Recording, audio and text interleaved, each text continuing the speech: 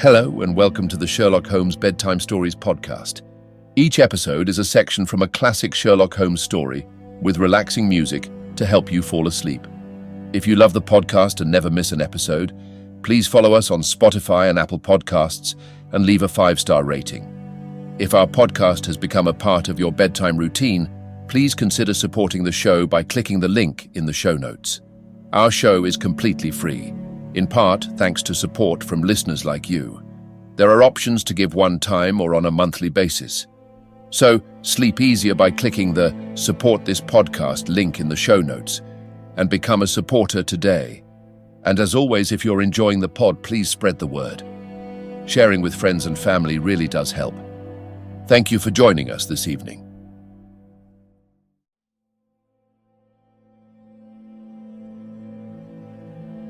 Now it's time to relax. Let your body fall into a comfortable position in your bed and drift gently into a state of total relaxation with tonight's story. The Adventure of the Priory School. Part 1. We have had some dramatic entrances and exits upon our small stage at Baker Street, but I cannot recollect anything more sudden and startling than the first appearance of Thorneycroft Huxtable, M.A., Ph.D., etc. His card, which seemed too small to carry the weight of his academic distinctions, preceded him by a few seconds, and then he entered himself, so large, so pompous, and so dignified that he was the very embodiment of self-possession and solidity. And yet his first action, when the door had closed behind him, was to stagger against the table, whence he slipped down upon the floor, and there was that majestic figure prostrate and insensible upon our bearskin hearthrug. We had sprung to our feet, and for a few moments we stared in silent amazement at this ponderous piece of wreckage, which told of some sudden and fatal storm far out on the ocean of life. Then Holmes hurried with a cushion for his head, and I with brandy for his lips. The heavy white face was seamed with lines of trouble. The hanging pouches under the closed eyes were leaden in color. The loose mouth drooped dolorously at the corners. The rolling chins were unshaven. Collar and shirt bore the grime of a long journey, and the hair bristled unkempt from the well-shaped head. It was a sorely stricken man who lay before us. "What is it, Watson?" asked Holmes. "Absolute exhaustion, possibly mere hunger and fatigue," said I, with my finger on the thready pulse, where the stream of life trickled thin and small. "Return ticket from Mackleton in the north of England," said Holmes, drawing it from the watch pocket. "It is not 12 o'clock yet. He has certainly been an early starter." The puckered eyelids had begun to quiver, and now a pair of vacant grey eyes looked up at us. An instant later, the man had scrambled onto his feet, his face crimson with shame. "Forgive this weakness, Mr. Holmes. I have been a little overwrought." "Thank you. If I might have a glass of milk and a biscuit, I have no doubt that I should be better. I came personally, Mr. Holmes, in order to ensure that you would return with me. I feared that no telegram would convince you of the absolute urgency of the case." "When you are quite restored?" "I am quite well again. I cannot imagine how I came to be so weak.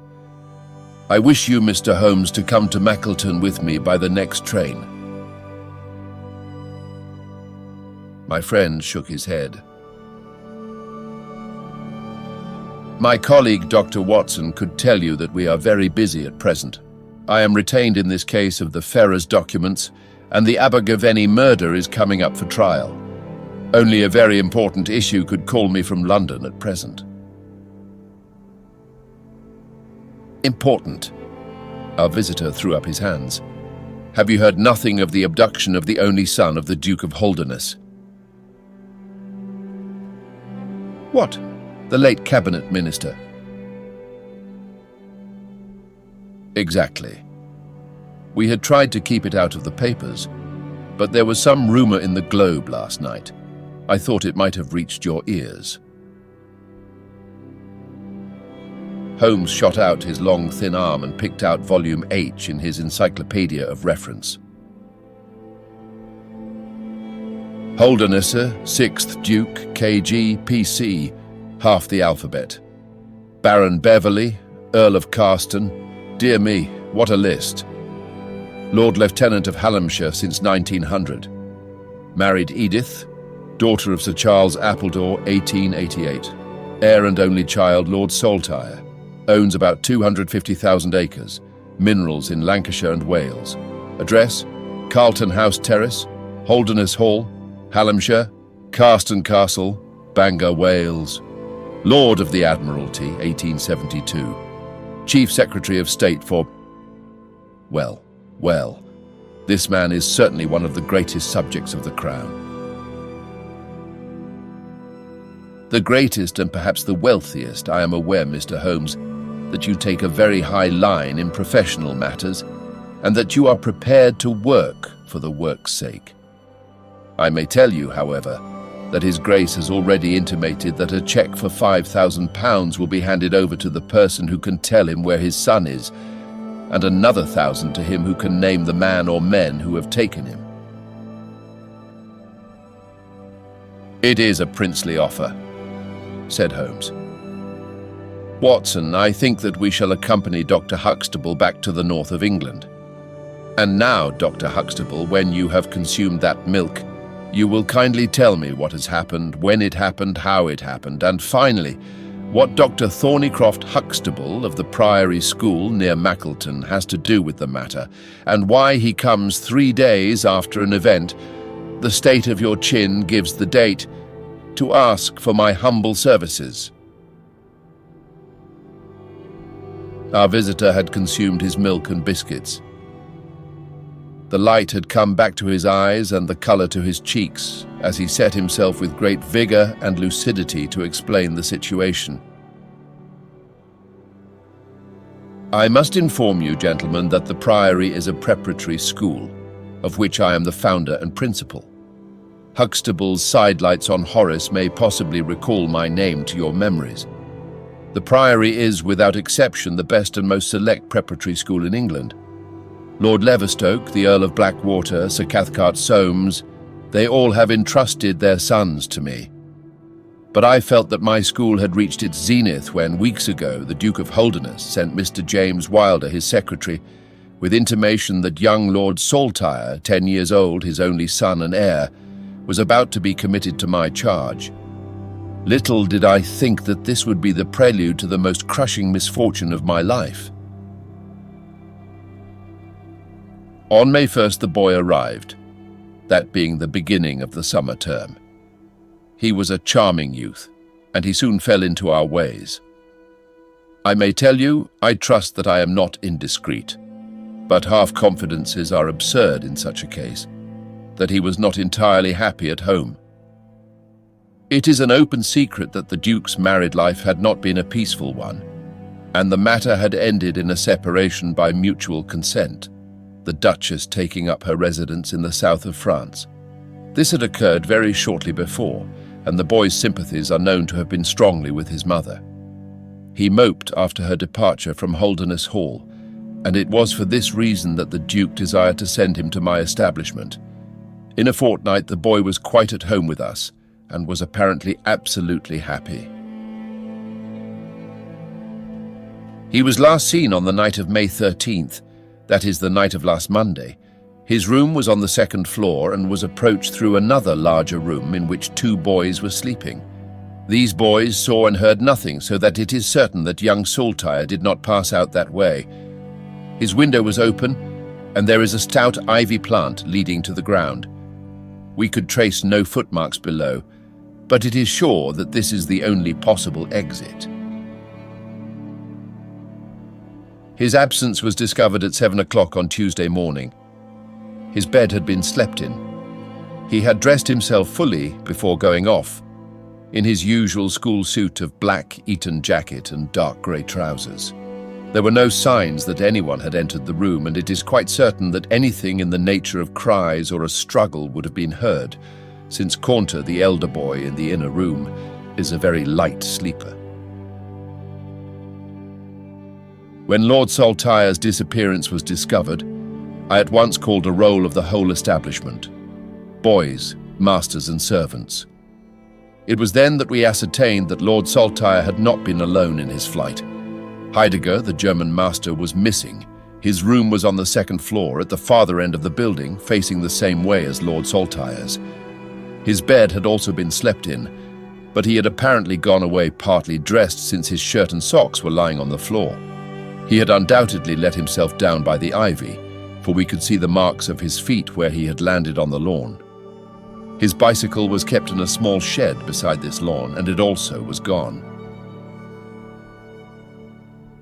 He had been with me for 2 years and came with the best references, but he was a silent, morose man, not very popular either with masters or boys. No trace could be found of the fugitives, and now, on Thursday morning, we are as ignorant as we were on Tuesday. Inquiry was, of course, made at once at Holdernesse Hall. It is only a few miles away, and we imagined that in some sudden attack of homesickness he had gone back to his father, but nothing had been heard of him.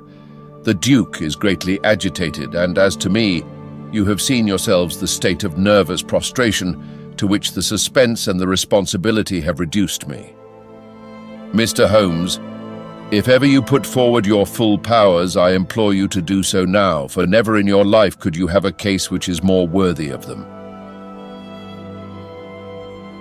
Sherlock Holmes had listened with the utmost intentness to the statement of the unhappy schoolmaster. His drawn brows and the deep furrow between them showed that he needed no exhortation to concentrate all his attention upon a problem which, apart from the tremendous interests involved, must appeal so directly to his love of the complex and the unusual. He now drew out his notebook and jotted down 1 or 2 memoranda.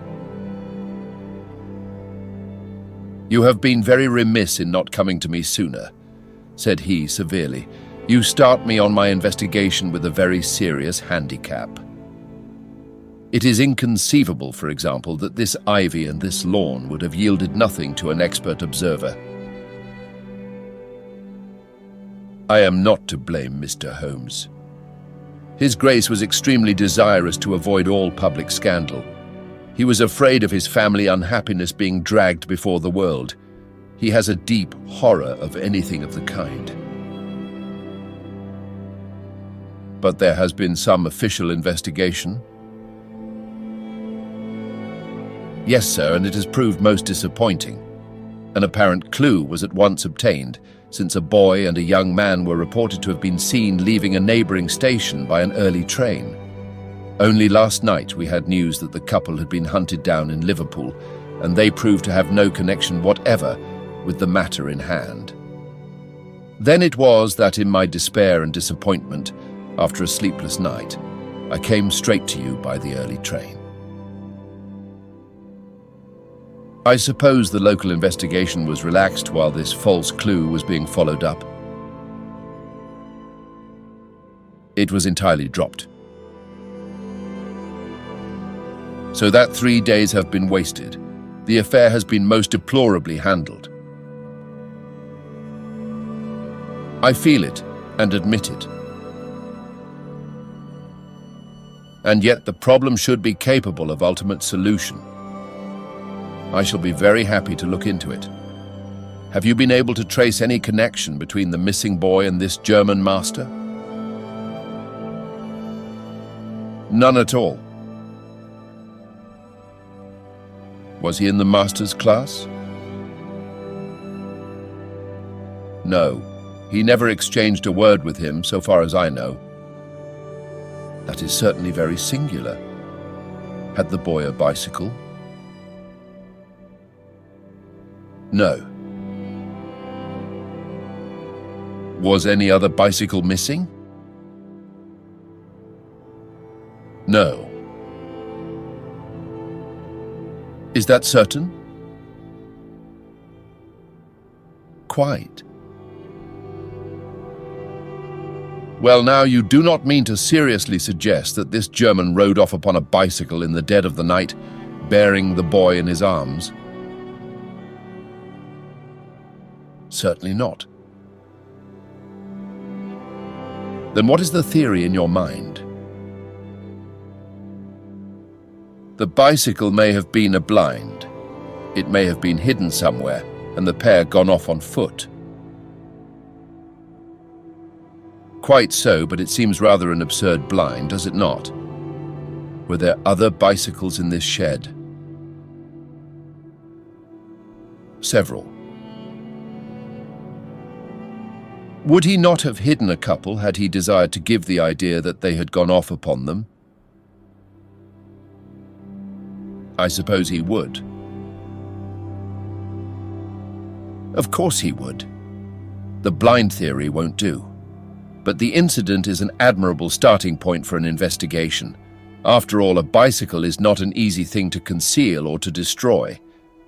One other question. Did anyone call to see the boy on the day before he disappeared? No.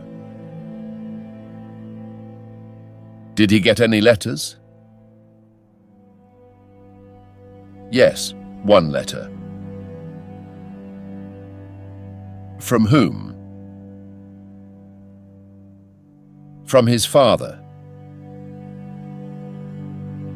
Do you open the boy's letters? No. How do you know it was from the father? The coat of arms was on the envelope, and it was addressed in the Duke's peculiar stiff hand. Besides, the Duke remembers having written. When had he a letter before that? Not for several days. Had he ever one from France? No, never. You see the point of my questions, of course. Either the boy was carried off by force or he went of his own free will. In the latter case, you would expect that some prompting from outside would be needed to make so young a lad do such a thing. If he has had no visitors, that prompting must have come in letters. Hence, I try to find out who were his correspondents. I fear I cannot help you much. His only correspondent, so far as I know, was his own father, who wrote to him on the very day of his disappearance. Were the relations between father and son very friendly? His Grace is never very friendly with anyone. He is completely immersed in large public questions and is rather inaccessible to all ordinary emotions, but he was always kind to the boy in his own way. But the sympathies of the latter were with the mother. Yes. Did he say so? No.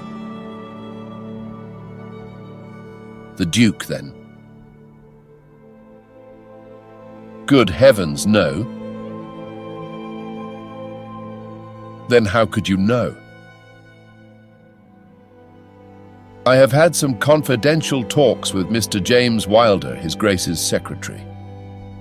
It was he who gave me the information about Lord Saltire's feelings. I see. By the way, that last letter of the Duke's, was it found in the boy's room after he was gone? No, he had taken it with him. I think, Mr. Holmes, it is time that we were leaving for Euston. I will order a four-wheeler. In a quarter of an hour we shall be at your service. If you are telegraphing home, Mr. Huxtable, it would be well to allow the people in your neighbourhood to imagine that the inquiry is still going on in Liverpool, or wherever else that red herring led your pack. In the meantime, I will do a little quiet work at your own doors, and perhaps the scent is not so cold, but that two old hounds like Watson and myself may get a sniff of it.